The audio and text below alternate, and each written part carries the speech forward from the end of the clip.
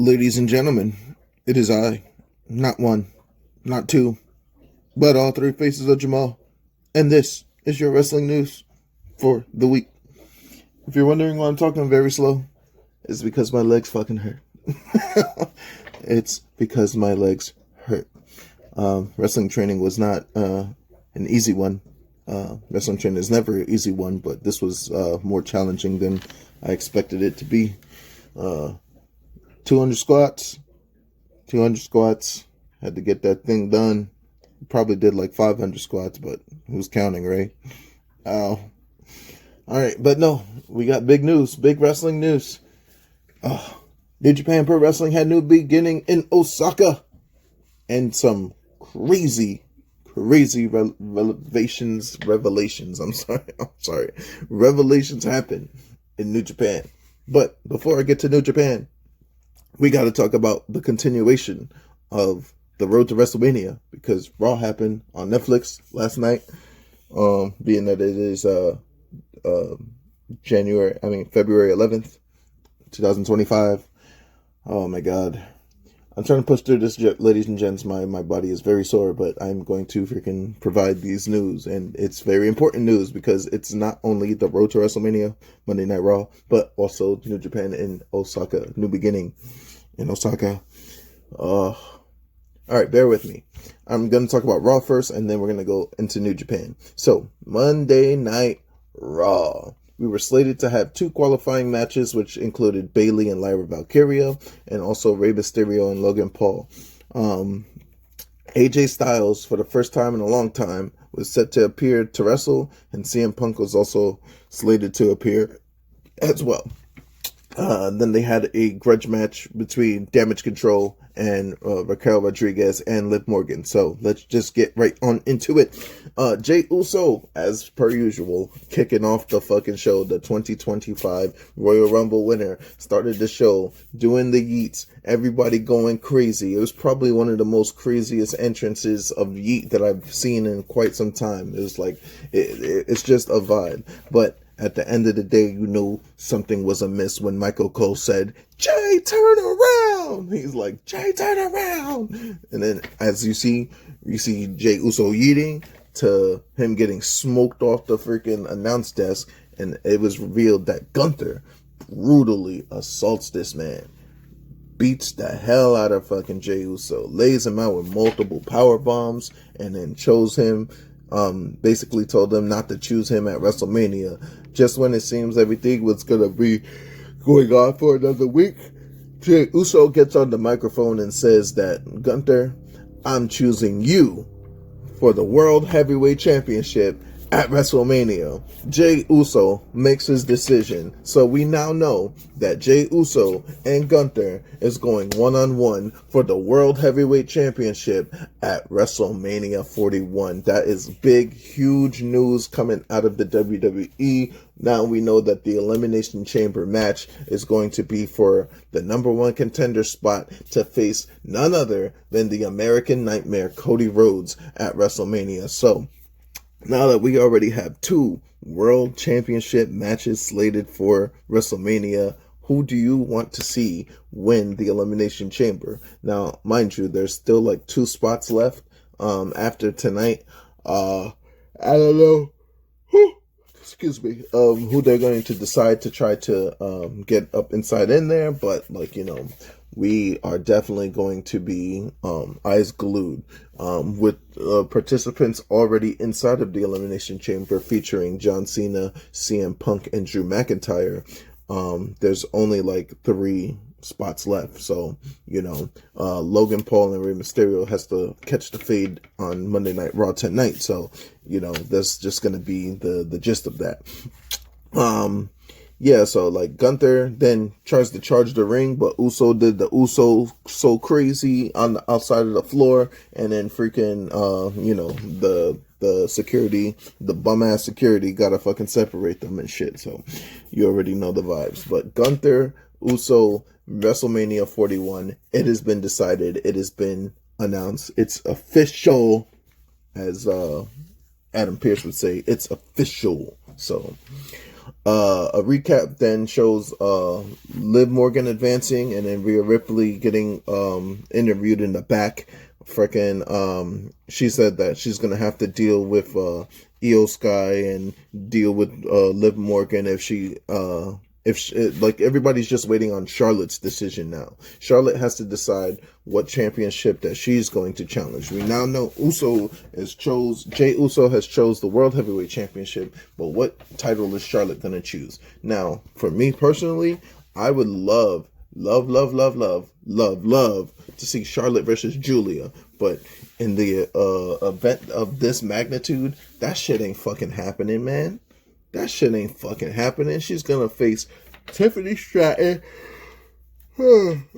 Excuse me. She's gonna face Tiffany Stratton, or she's gonna have another fucking classic with Rhea Ripley. There's no Julia going on over here, alright?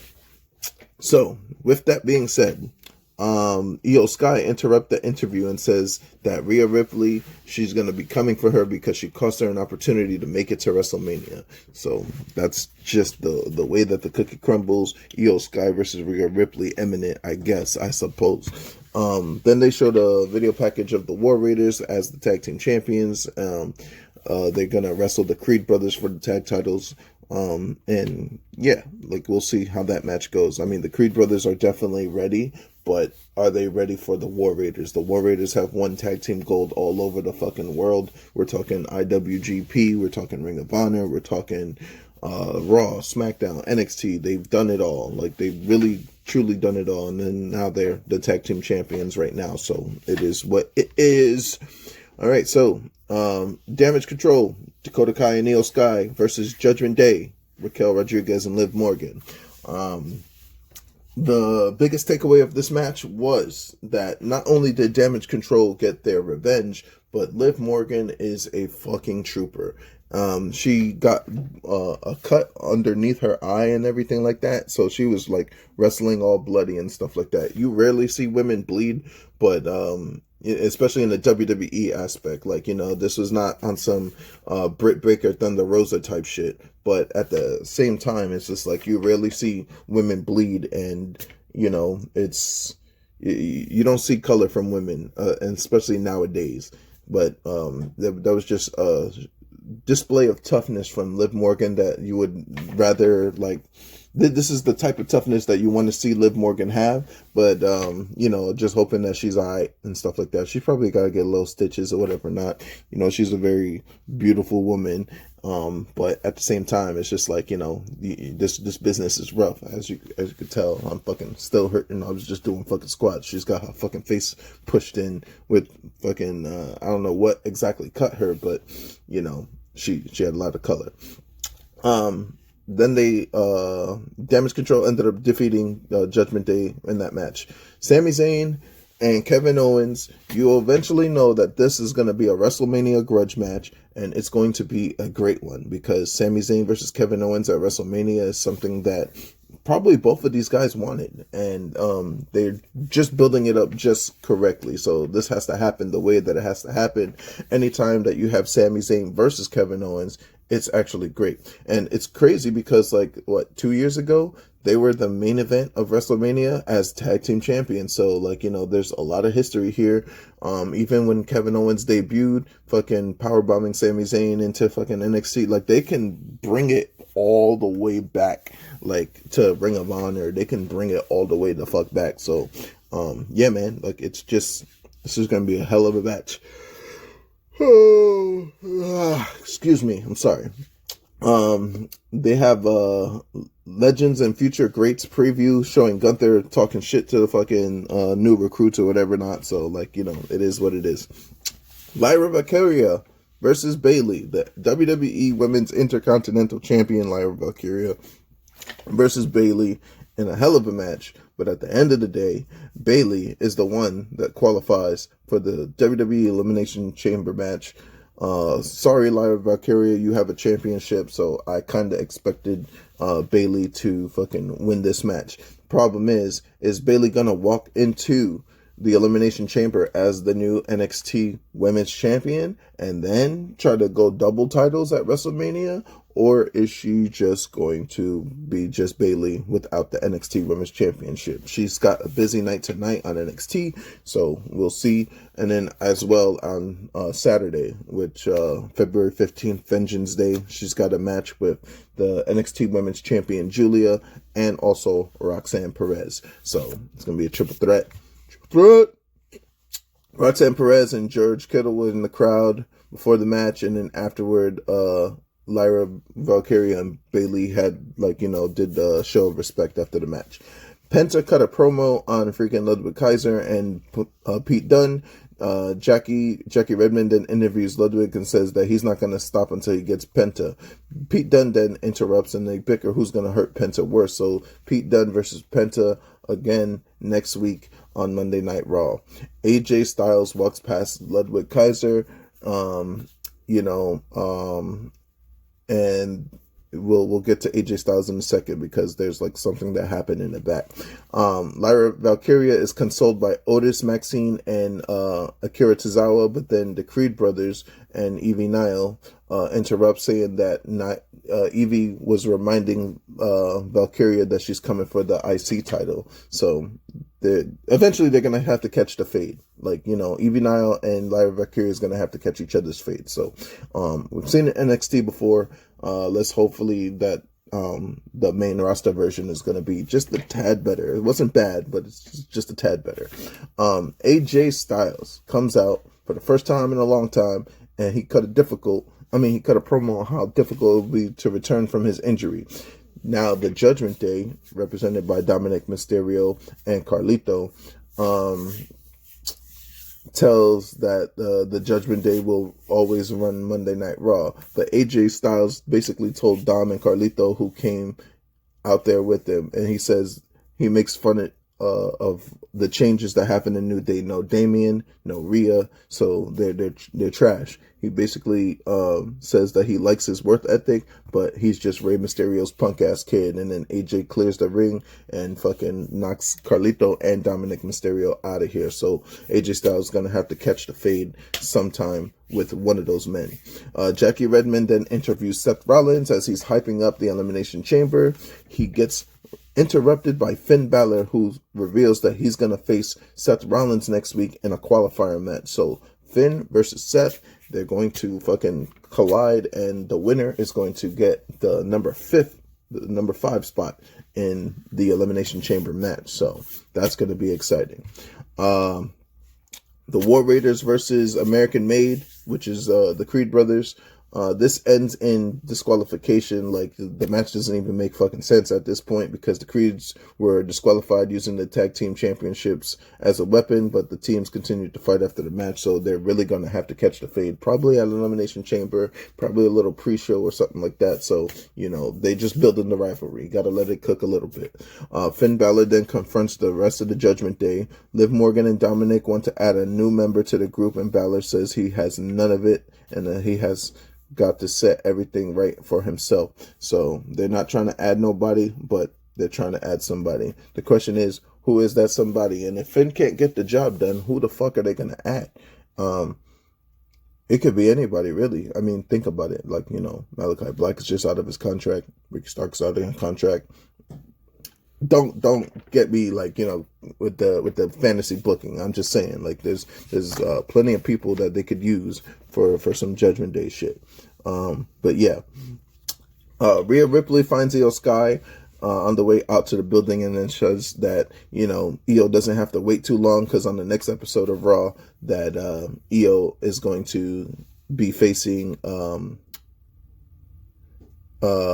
Sky is going to be facing Rhea Ripley on the Raw after the Elimination Chamber. Not because that she deserves it, but because she wants to. So whether or not whoever wins the Elimination Chamber or not, Io Sky's got her number 1 contender match.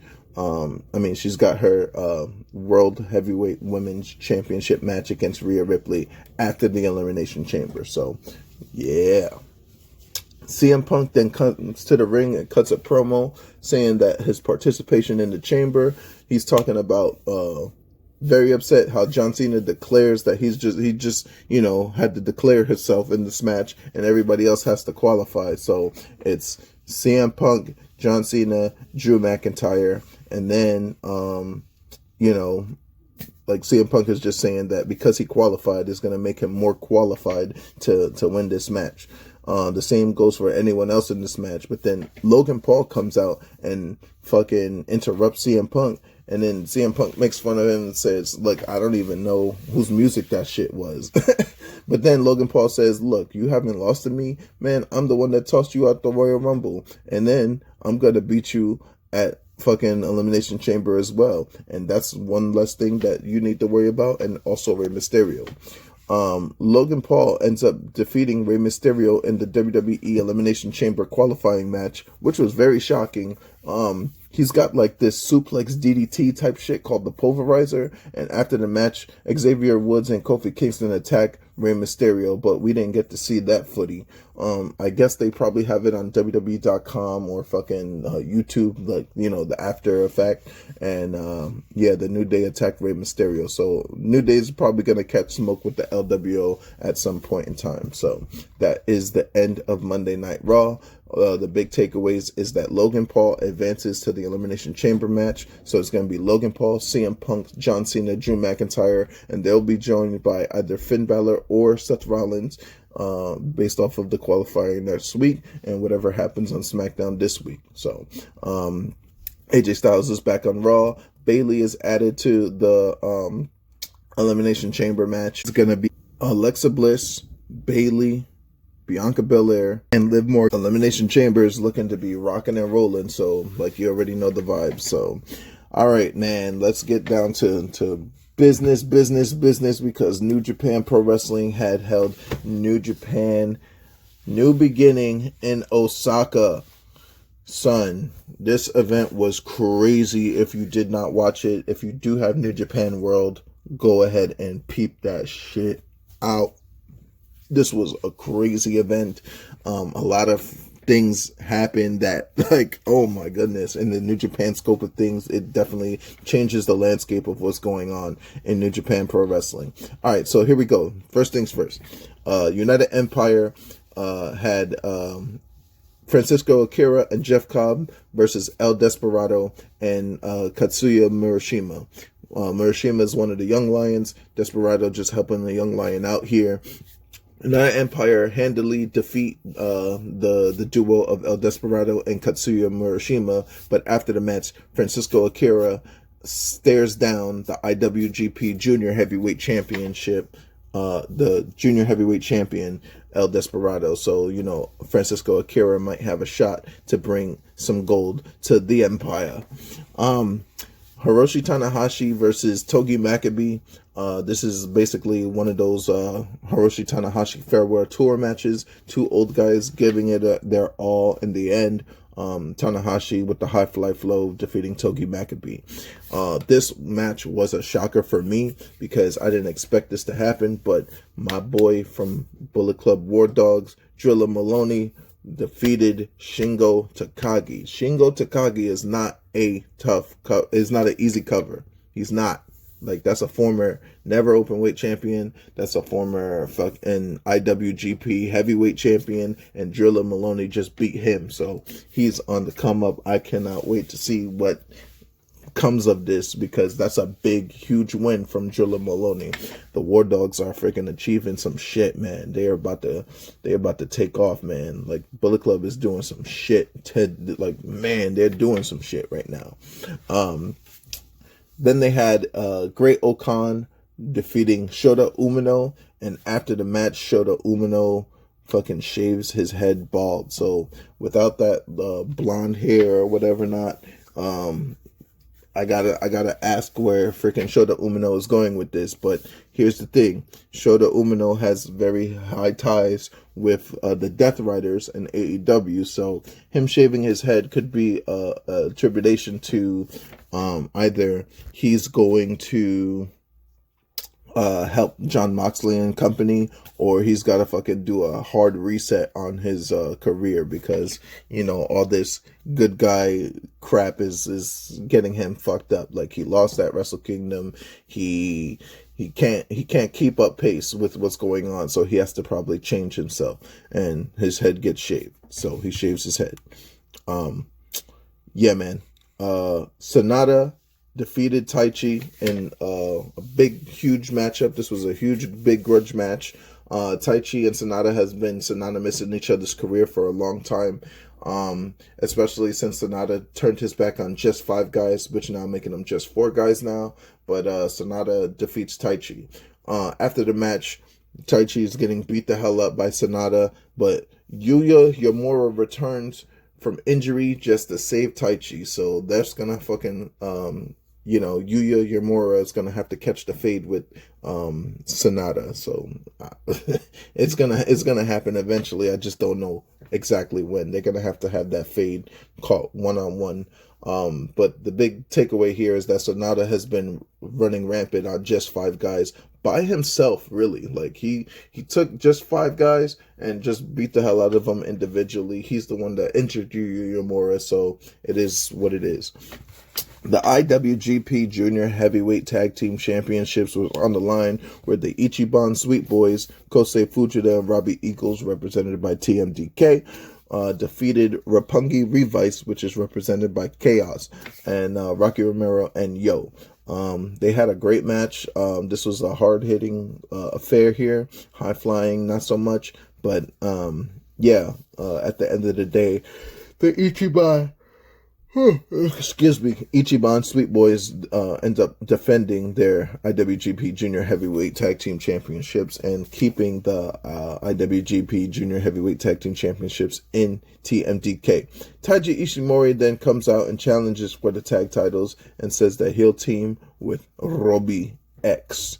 So, never open weight championship on the line. As I mentioned earlier about the AEW connection with New Japan, Konosuke Teshikata, who just so happens to be the never open weight champion as well, defeated Oleg Boltin. And Oleg Boltin gave everything that he could, but he's just not on the level of Konosuke Takeshita. And freaking, when Takeshita won the match, here comes TMDK's Ryohei Oya, and he confronts him. So, big strong boy. They're gonna fight each other eventually. Hopefully that Takeshita accepts the challenge for the never open weight, and just keep asserting his dominance. Konosuke Teshikata is a beast, bro. He's gonna eventually win either like the IWGP World Championship, or he's just gonna be a prominent figure in New Japan, because he's all over the place, my boy. Los Ingobernables de Japón, Hiromu Takahashi and Tetsuya Naito versus the Young Bucks, Matt and Nick Jackson, for the IWGP Tag Team Championships. I guess Matt and Nick wanted to win the IWGP Tag Team Championships at Wrestle Kingdom one last time because they were the recipients of a beatdown from LIJ. Hiromu Takahashi and Tetsuya Naito defeat the Young Bucks to win the IWGP Tag Team Championship. So, the Young Bucks are in the twilight of their career. They're done. They're finished. They packed up. It's over. Just be the EVPs of the company and stop wrestling at this point. And it's not to say that they suck. They do not. They are one of the greatest tag teams on the planet Earth. They are. There's just no ifs, ands, what's fuss about it. They won tag team championships every single where that they went, but at the same time, it's just they're done. They're packed. Let just be EVPs. You've done enough. You built a new company. You are one of the greatest tag teams of all time. You don't need to do anything else. Don't need to do anything more. Stay home with your families. Be EVPs. That's my just my opinion. I love the Young Bucks. I love to see them wrestle. They are still good, but it's time to pack it up. Pack it up. Pack it the fuck up. All right. So, IWGP Global Heavyweight Championship ended crazy. They fucking beat the hell out of each other. This is Gabe Kidd, represented by Bullet Club War Dogs, and then this is Yota Tsuji, represented by Los Ingobernables de Japón. Fucking they beat the hell out of each other. Beat the hell out of each other to the point where it finished in a double knockout. I have never in wrestling seen a double knockout until tonight, and I was just like, wow, what? They beat the fuck out of each other. But it just took them to beat the hell out of each other for Evil and the House of Torture to come out and attack both men. He says that the House of Torture and the War Dogs are not aligned. They will not be aligned. They are fucking done. It's just the House of Torture and it's just War Dogs, Bullet Club War Dogs. So like, I mean, I kind of fucking knew that already. We been knew this. This is old news. All right, y'all have been doing it, are doing it in our faces. So like, it's not like, you know, nothing. So for the House of Torture, I'm proud of you guys for taking something that was trash and then making it into a prominent force. Y'all basically Suzuki-gun of New Japan now. Do what you guys do. I'm not mad at it. I'm not jacking it or whatever not, but like, you know, do what you guys do. IWGP Heavyweight Championship on the line. This was the shock of the night when Zack Sabre Jr. defended his championship against Hiroki Goto for the IWGP World Heavyweight Championship. But at the end of the day, Hiroki Goto, after 22 years of trying to be, has finally won.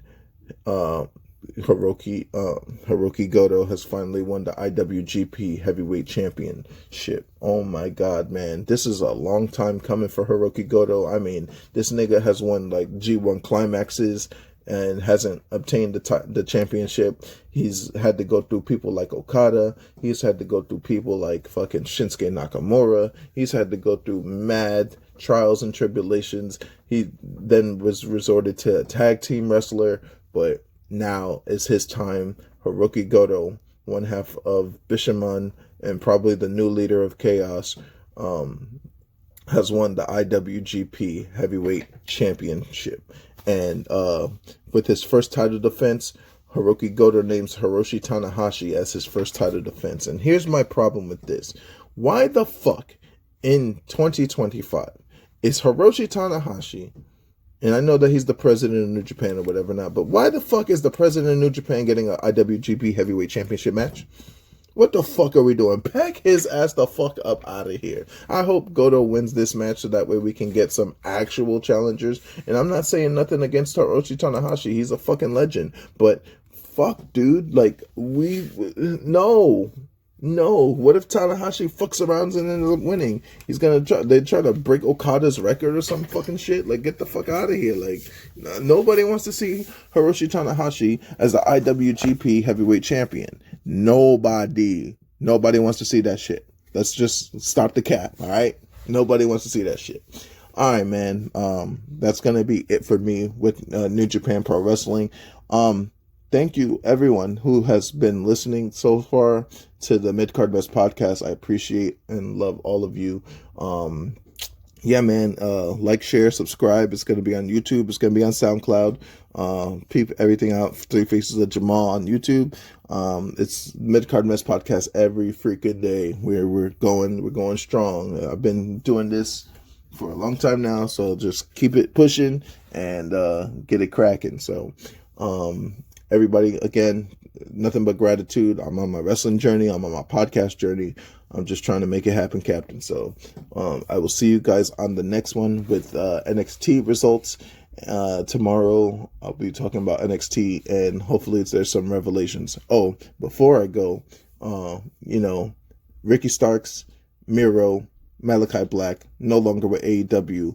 They are not under contract right now, so get your fill, get your wrestling fantasy books out and get ready to fucking fantasy book. So, all right, guys, that's going to be it. And I'll see you guys on the next one. So, peace.